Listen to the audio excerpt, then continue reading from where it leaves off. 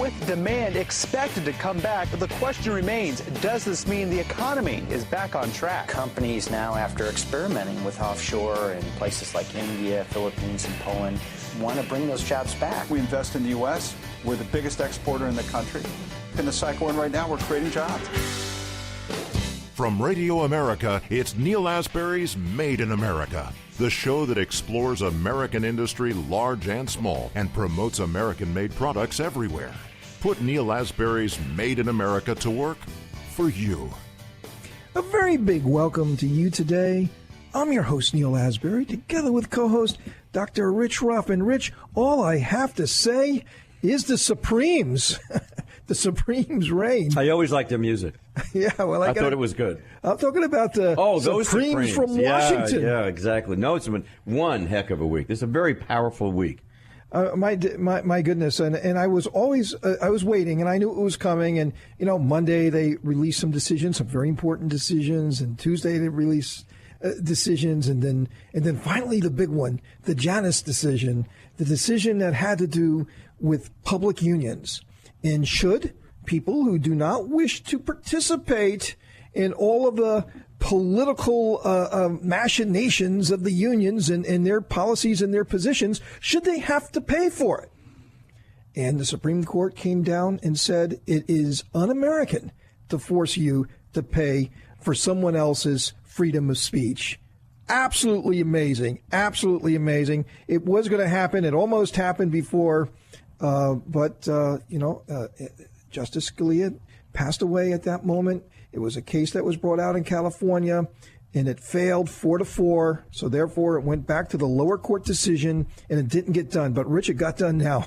No, it got done now, and I have these thoughts of On the Waterfront in my mind for some reason. I can't get them out of my mind, where the crooks, the criminals, the union is just giving, the poor workers on the dock such a hard time in such a miserable cold weather. And I keep thinking about this, and I think the ramifications are going to settle in, and then people are going to realize the significance of this. This is from my point of view and from ours, I believe, because we've been talking about this for quite a while, this is a serious blow to the union. Very big. What are they going to do about it? Well, we're going to bring on right now Deborah Fetra from the Pacific Legal Foundation. She's just written a great piece on this. Deborah, welcome to Made in America. Thank you. So, what is it going to do to the unions, as Rich said? I mean, in Wisconsin, when Governor Scott Walker said that it made a right to work state, hey, if you're in a public union, you're not forced any longer to pay union dues if you don't want to. Union dues went down, what was it, 30%? I mean, it was big, a very big blow financially to the union. So what's going to happen with the Janus decision?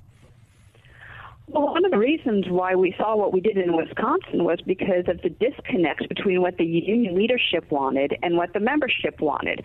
We've seen studies showing that the membership gets really tired of the union leadership going on about political matters that have nothing to do with their day-to-day jobs.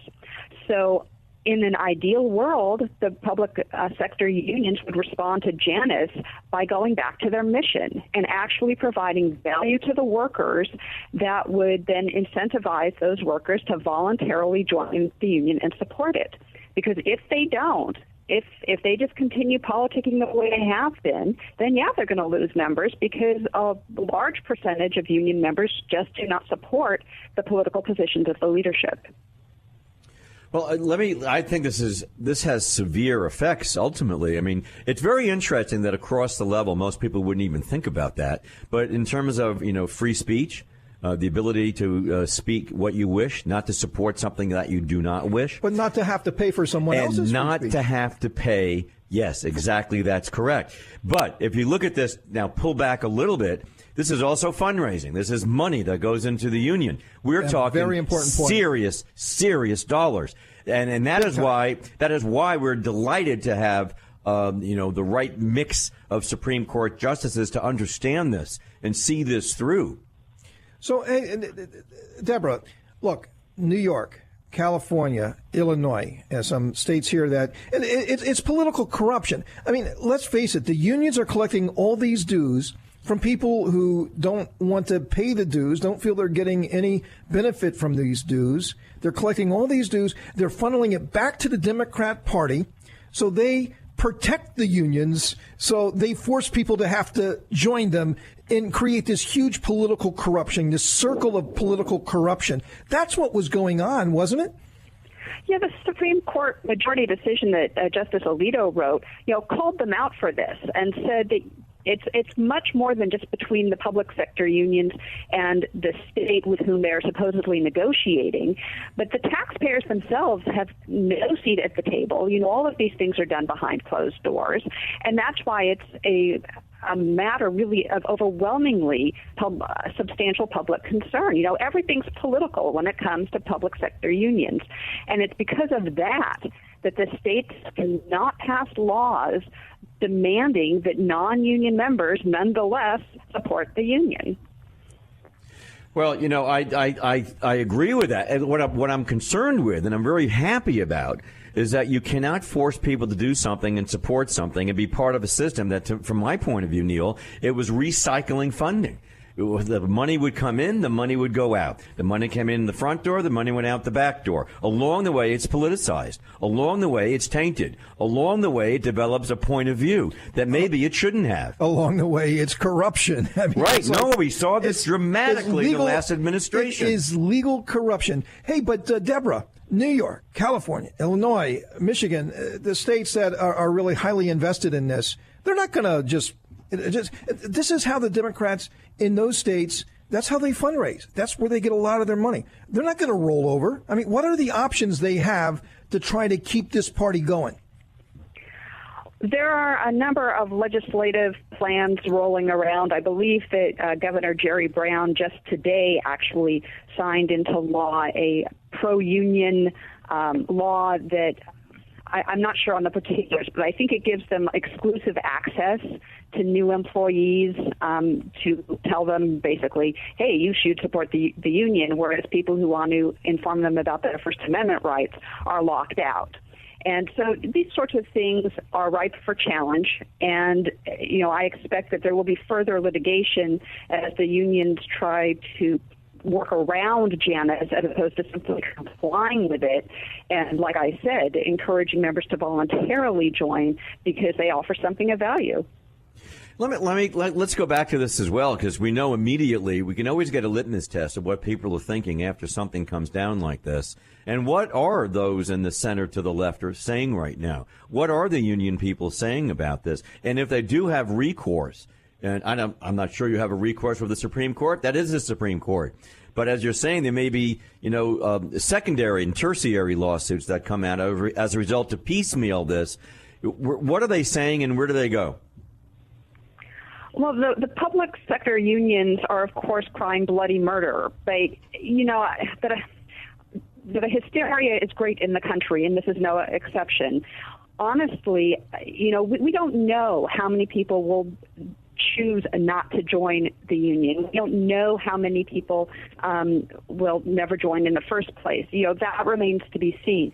What we do know is that the state can no longer put its thumb on the scale in favor of the union, taking money from non-union members. And I think it's really important to emphasize here that it's not about the unions per se. This was striking down a state law that required the non-members to give, in Mark Janus's case, for $500 a year to support a union that he didn't support, that he explicitly did not want to be a member of, did not want to support. And the First Amendment protects our individual liberty so that states cannot force us to support things that we disagree with. So, Deborah, what happens now with the vacancy on the Supreme Court? I mean, this was the other bombshell. I mean, of course, we got the travel ban. Maybe it would be great to talk about that as well. But Justice Kennedy, man, what a justice. I mean, he's done an incredible job. He has gone both ways. He's done things that has supported the liberal side of the court, the conservative side of the court. Well, he's like an equalizer. Right. And so now his replacement's got some huge shoes to fill. And now he's entrusted President Trump to do that. And, boy, that's got to drive the progressives nuts. I mean, like you said, there's been hysteria in our country already. But this is like really over the top stuff. I mean, and it's not going to just go away. This is going to go on for the next 3-4 months. I mean, you're going to have the hearings. This is going to be a very, very wild ride. So, any predictions? No, I think you're correct that, we're in for a bumpy summer as this all works its way out. But, as far as the First Amendment is concerned, Justice Kennedy was a strong, strong defender of First Amendment speech rights. And, we will admit that on the court. On the other hand, we've seen the list of the president's potential nominees, and I would expect them to be equally strong on the First Amendment. So, as far as freedom of speech goes, we've seen a lot of really positive decisions over the past few years upholding speech rights, and I think that we will continue to do so with whoever and takes that seat on the court. Yeah, it's going to be really fascinating to watch. Hey, we've been listening to Deborah Fetra from the Pacific Legal Foundation talking about these huge decisions this week from the Supreme Court. Deborah, thanks for being on Made in America. My pleasure. Coming up, Dr. Rothman and I are going to talk about a number of things in the headlines this week that has a big impact on your jobs. Made in America.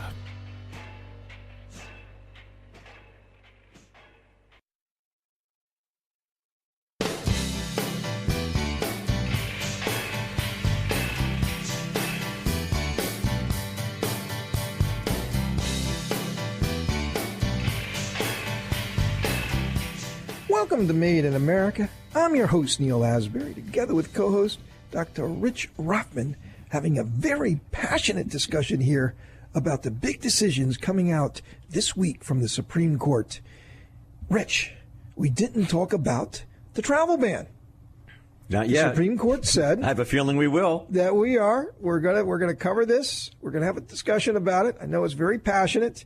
But there was so much hysteria, absolute hysteria in this country about the travel ban. The president, with his authority, trying to protect the American people. Now, I mean, to me, the ultimate responsibility of the American president is to protect the people, to protect their freedom, to protect them economically, so that they could be safe and that they could live a life without fear. I mean, isn't that such a basic responsibility of our president? So when he said, look, there's some really wild things happening in our world, and it seems to be originating in a few areas of the world that we need to take special attention to, make special care. So therefore we're going to kind of slow down things until we get our arms around this, until we have the right procedures and policies in place to make sure we get everybody vetted. So when folks get over here, we can, there is no guarantees that, we're always going to be safe, but we're going to have a higher degree of safety. And the left just went absolutely bonkers on that. They just absolutely lost it. And now the Supreme Court says he was perfectly correct in doing that. Well, he's perfectly correct because he has all the constitutional right to do what he's doing. And there's precedent that goes back for president after president after president after president. Including Barack Obama. Well, I do find it amazing, the hypocrisy that we find in the progressive left, that when Obama, by the way, it was President Obama's administration that actually selected these countries that were on the original list that President Trump listed because he followed what their lead was. And the lead was, these are countries who are, you just pointed out, you cannot vet those who are coming here. How are you going to vet somebody in Syria? How are you going to vet somebody in North Korea? It goes on and on and on and on. Yemen. And then it became the excuse that they were going to, when he was first running to be the president, it was the excuse that he's, racist, he's anti-Muslim, he's anti-religion, he's anti-this, he's anti-that, he's a horrible person, and they went off on a tangent. What I do find amazing that when Obama did this, and Obama selected these people, and Obama selected these countries, not a word was said, not one word was said, saying, oh my God, what a racist, how bigoted, how awful. How, as Sotomayor, Supreme Court Justice Sotomayor said, obviously this is motivated by hostility and animus towards the Muslim faith. Well, how come it wasn't that way with Obama? After all, he picked the countries. But, of course, that doesn't work that way. So you're right. You're absolutely right. Those on the left are like losing their minds, right? This is a really bad week for those on the left. That's all I want to say. If they're going to go into a room with a lot of mirrors, they're in trouble. They're walking into that mirror. They're going to be totally disoriented. They won't know what to do. They're going to babble and they might throw up. There's a possibility that's going to happen. There's that possibility.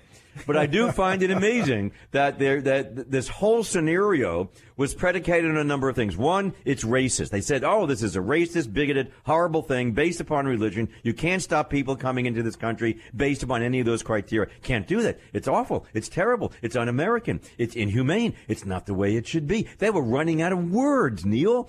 They're running out of words and oxygen. If it wasn't for global warming and the expanding air, they wouldn't have any air. So the point is that what you really think about this? Yeah, that's how I think about it. You're not conflicted on this one, are you? I don't think so. I'm pretty clear on this one. Okay. Yeah, I got this one down for me. So yes, he has the right to do it. He's the president. He's protecting the country. And what you just said, the number one thing the federal government has to do is make us safe. Period. Very good. We only got a very few moments left, but we got to get this in. We got to get this in. GDP might top 5% in the spring. Hey, we talked about that last week. The GDP is on a tear, and it doesn't seem like the tariff situation is really eating into that. It's kind of amazing. All of the hysteria in the country and the divisiveness and go harass the administration and, all the crazies. It doesn't seem to eat into this economy that's absolutely roaring. No, it really doesn't. We are in a very interesting place. I was listening to Alan Greenspan this morning on Maria Bartiromo on Fox Business News, and he, I like to listen to him because I have no idea what he's saying half the time. I listen to everything he says, and I'm really smart with words. I spent 7 years studying English, getting all these degrees. You are a doctor. Yeah, that's right. And half the time, I have no idea what this man is saying, except he did make this for the pedestrian. He did say this. First quarter is always going to be in a weak mode. Second quarter, we're going to see a major turnaround. And yes, he believes we're going to have strong GDP by the end of this year. We're going to rock this place. Rich, we're going to have a wonderful discussion coming up here with Peter Tolsdorf from the National Association of Manufacturers. And there's a really, really interesting thing happening in Washington State right now that's got to do with the governor. You don't want to miss this. This is really crazy.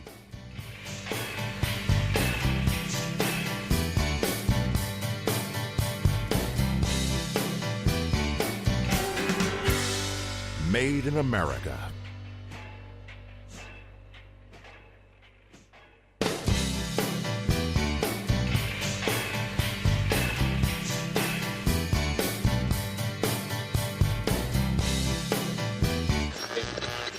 Sharply higher at the open, stocks continued to perform well over the course of the day Tuesday. And I think that bodes well here over the next couple of years for having bigger demands coming to this country. Now, more of Neil Asbury's Made in America. Welcome to Made in America. I'm your host, Neil Asbury, together with co-host Dr. Rich Ruffman. Hey, Rich, we've had this topic before. We talked about, Seattle. I mean, a lot of crazy stuff happening in Seattle. I mean, you noticed? We've talked a lot about that, the head tax and the $15 an hour, or maybe it should be $20 an hour. Oh yeah, sky's the limit. I don't know what it is these days, but then it's Seattle happens to be in Washington State, and this is one of the most beautiful places on earth. I mean, it is gorgeous. The food, the seafood. I love seafood. The wine, the beer, the fruit, the berries. I mean, this state is got it. I mean, it's so wonderful. But they got a lot of crazy politicians as well. I don't know what it is. It's just kind of like a magnet. But their governor, he said, hey, look, I don't like fossil fuels. I don't like these sorts of energy exports. Now, America's working hard to become an energy exporter. I mean, we got energy. We can do incredible things in this country with our energy industry. But he said, hey, look, I don't like that, so I'm not going to allow you to export it from our state. You can't build a terminal here to export coal. Well, this is now in the courts. Let's bring on Peter Tolsdorf. He is the Vice President for Litigation at the National Association of Manufacturers. Peter, welcome to Made in America. Well, thank you, Neil. Pleasure to be on. So tell us, I mean, you had a procedural victory on this. I mean, the war's not over, but it could have been over. But, this thing is proceeding. Tell us what is happening with this. We could be creating jobs in this country, in the state of Washington, throughout our beautiful country. We got to export this stuff. We're wonderful at it. We got good products. a governor can just shut down our whole trade? Well, he's certainly trying to, and you're right. The war isn't over, but we had a great battle victory recently here against the governor's rejection of American energy exports. The governor had sought to deny several critical permits that are necessary for a port here at the Port of Longview to export American energy to foreign markets. And the governor, for transparently political reasons, and there are numerous public statements by him and his administration that that's the case, denied these environmental permits necessary for the exports. The plaintiff here, the terminal owner, sued to challenge those denials, and it's before now a federal court in Washington state. The government here, Governor Inslee's administration, felt so confident in their case, they moved to dismiss the case, which, if the court had ruled in their favor on that, would have been devastating to manufacturers and their ability to export, because it would have allowed states like Washington to pick and choose what manufacturing exports they would like to come out of their ports, and which would create a patchwork of trade policy in the United States, which would absolutely flout the federal supremacy in that area. And so the governor moved to dismiss the case, and thankfully the judge in this case ruled against the motion to dismiss. So we will now be proceeding to fight the case on the merits and proceed to trial here in the coming months. You know what I tend to call people like this governor and the problem that they have? Here's something contemporary for him. Jurassic Park derangement syndrome. Explain. Because we're talking about fossil fuels. You see the connection? Connect the dot. Jurassic Park derangement syndrome. That they just can't see beyond the ideologue concept that they have, that this is bad for some reason. This is bad for the world. This is going to destroy Seattle. This is going to destroy my state. And therefore, I know better. You know, again, once someone's looking for I know for the better good. I'm looking for the better good for everybody. Well, it doesn't work that way. So it's very interesting that he was, delivered a setback in that scenario. I think that's, God bless that happened. So it goes on to the federal court. It's there on the merits. What is the precedent in this? The precedent? Excuse me? Yes, I'm sorry, the precedent.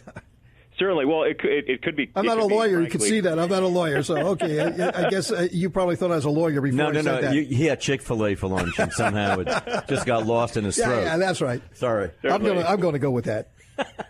Well, part of the reasons here we're fighting, the NAM is fighting on this issue, is that unfortunately the ramifications in a case like this could be rather catastrophic. Because if a federal judge here rules that states may pick and choose their own trade policy and what exports they'd like to see come through their ports, you could have states denying exports or imports, for that matter, on a range of policy preferences that a particular governor may have. I mean, you could have the governor of California decide he doesn't want genetically modified foods coming through the ports, or you could have the governor of New York State deciding that certain manufactured products shouldn't come through his state if they don't meet certain labor standards that the governor thinks are should be the nationwide standard. So, I mean, not just for energy exports here, but for trade policy in general, the implications could be quite significant. And this is part of the reason in the U.S. Constitution, the federal government has supremacy over trade policy. And under the U.S. Constitution, the Commerce Clause. The Commerce Clause, exactly. Oh, well, maybe I am a lawyer here, Rich. Well, there you are. No, I think that's all wonderful. Except then you listen to the folks on the left and say, well, that's just not fair.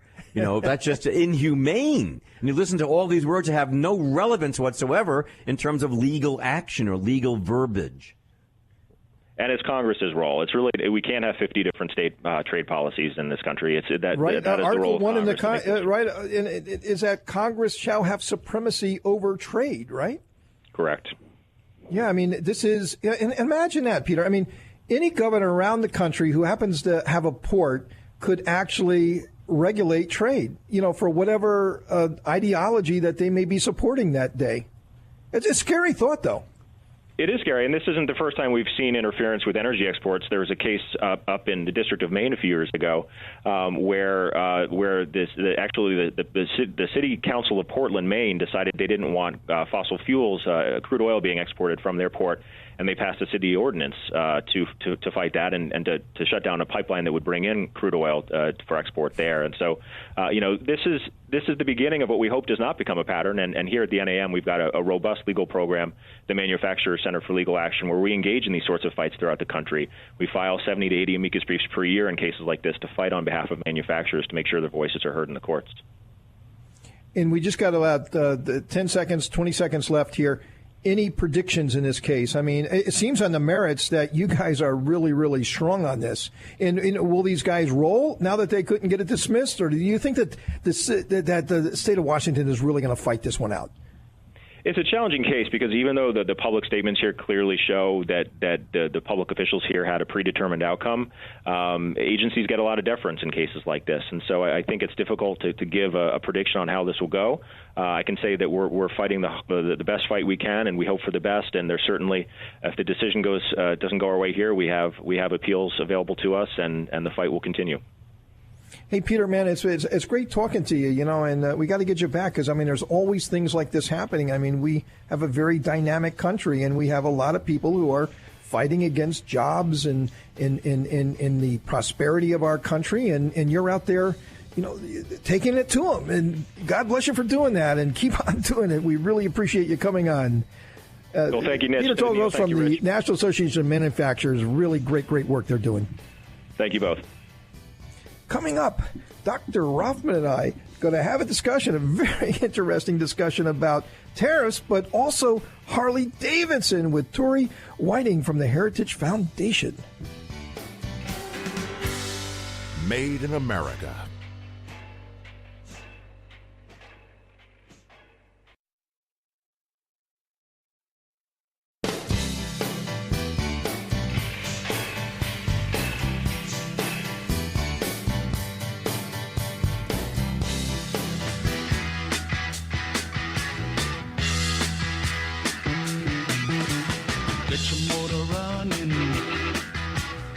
Welcome to Made in America. I'm your host, Neil Asbury, together with co-host Dr. Rich Rothman. Rich, I love Harley Davidson. I really do. I love Steppenwolf as well. But, I'm a Corvette guy. But I can't imagine. I have old Corvettes. I love them. They're the most beautiful thing in the world. But I cannot imagine if they were made overseas. They are America. They're the essential American story. I love them. So the transmission in the current generation Corvette being made in Mexico is okay with you? Well, just saying. Well, maybe just want to get it out there. Well, maybe that's going to be changed. It's going to be changed. But remember, I said old Corvettes. Well, no, you're right. 100% old Corvettes. Man, they are the icon of cars in the United States. And now we hear that Harley Davidson. My goodness. And the people who own Harley Davidsons. If they were made overseas, or a portion of them were made overseas, or it wasn't an American iconic company that was here in the United States and was always in the United States and completely in the United States, I mean, it would send ripples, I believe. But that's what's being discussed.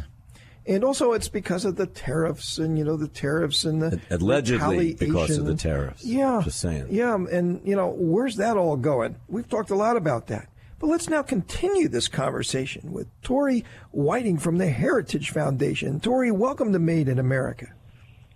Thank you so much for having me. A pleasure to be here. So tell us about Harley Davidson and what's going on with that. Well, here's the thing. I don't necessarily find what is happening with Harley Davidson to be that much of a surprise. This is what happens when you have the government interfering with market decisions. At this point, they have kind of been put between a rock and a hard place because Harley Davidson really wants to be able to supply competitively to one of their largest markets, one of their most growing markets. But unfortunately, the president's trade policy that has resulted in retaliation against the United States is making it not profitable for them to export Harley Davidsons from the United States to the EU. So they're really being kind of somewhat forced into this position by the administration, and it's an unintended consequence because of these current trade policies. And this is why we shouldn't have the administration or, any government interfering with the ability of individuals and companies to buy and sell as they see fit. Well, let me ask you this question, and I agree with what you're saying. I think it's a very fair statement. However, I want to find this out. It has been alleged that Harley Davidson CEO has mentioned this before. They mentioned it last October to the president, that they were considering moving facilities into Asia for various market reasons. at that time was not a tariff conversation, but it was more of a entree into different markets and make it easier for them to do that. So is there any truth to that? I mean, I'd like to really dispel that or support it. Well, I mean, here's the thing. Any company is going to set up its supply chain in a way that makes it most profitable to do business, makes it most profitable for its shareholders. That's to be expected. However, what's happening right now is Harley Davidson is being forced to make business decisions because of higher costs that are resulting from government policies. Now, I'm not saying that this is the sole reason why Harley Davidson is making this move, but it's absolutely a contributing factor. I almost see it as a straw breaking the camel's back. And so now you are having almost the government forcing their hand for a decision that maybe they didn't necessarily want to make, but they were probably seeing some signals to make that decision. And this is the reason why, as I said before, that the government shouldn't be putting its thumb on the scale. You know, think about Harley Davidson. They're not only being affected by, you know, the retaliatory tariffs from the EU, but they're also being affected by the actual tariffs on steel and aluminum, because what do you use to make a motorcycle? It's primarily made from steel and aluminum parts, which are being tariffed at 25% and 10% respectively. So, Tori, let me get your thoughts on this. You know, Harley Davidson has a decision that they have to make, and it is a private company, and they have the right to make that decision. But on July 6th, the Chinese are telling us that they're going to put a 25% duty on American soybeans and other agricultural products because of President Trump's tariffs. They're going to meet them. They're going to match them. And so a soybean farmer or any agricultural business can't pick up and move their factory to their fields and their huge corporate farms overseas. They have to be in Iowa. So what do they do once they're retaliated against? Well, I mean, I was actually just in Minnesota last week talking with a lot of different farmers in that state. You know, Minnesota is the fourth largest agricultural exporter, with soybeans being the largest industry for that state when it comes to agricultural exports. And so I talked with a lot of farmers, and they're very worried about what's happening right now between the U.S. and China and other countries that are retaliating against soybeans. So this is, again, I just think that textbook definition of why tariffs don't work and why tariffs are bad. Hey, Tori, it's been wonderful to have you on. Great thoughts. We love your organization. Give our regards to all our friends there. We hope you're going to come back and join us sometime soon. Well, thank you so much. It was great fun. Coming up, Dr. Rothman and I are going to have some final thoughts for the day. Made in America.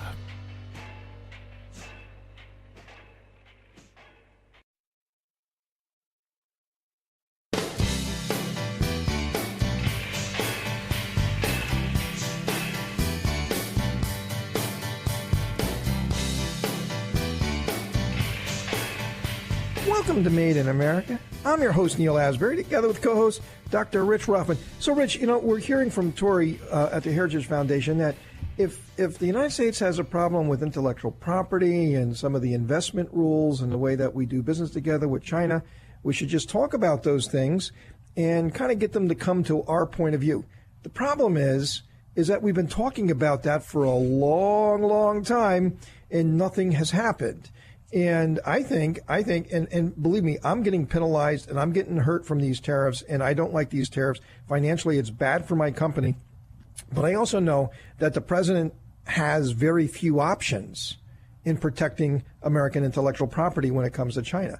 You got to hit him hard, you know, in a place that's going to really be meaningful. You know, sitting there with the U.S. Trade Representative or the Secretary of Commerce, like they've done so many times before, and have these very, very tough discussions with our Chinese counterparts and our trade partners. You know, we've done it, and nothing happens. And it's not going to happen now. You know, every successive administration since I've been in business has promised to get tough and protect the American owner of intellectual property, including me. And I'm getting ripped off every day. And they always say they're going to do something. They never do anything about it. So now the president says we are going to do something about it. and it's pretty rough. It's not pretty looking, but can it be pretty looking and still get it done? They've all tried to make it pretty looking before, and nothing gets done. So I don't know. It just doesn't seem that anything will ever happen unless you put your foot down and say, look, the American market, you're just not going to have access to it. You got to be fair, and you should do this because it's in your interest. And if you don't do it, it's going to be very painful to you. If it's painful to them, I believe the president thinks that that's the leverage and the only leverage that's going to work. Well, I think. Do you think China really cares about pretty? Just the way I'm saying that. Well, do you think they care about pretty? Well, obviously they don't. Then they wouldn't have Beijing. They had so many. Yeah, all of the pollution. For those who have been there. Else. Yeah, it's pretty dank. Yeah, I got you on that point. But that's the situation, though. I got to tell you, it's tough. I'm here at risk. This is really hurting me. The tariffs are not good. Hey, look, I'm an American manufacturer. I have 5 factories in this country. I employ a lot of people. Over 50% of what China sends us are raw materials and components for our factories.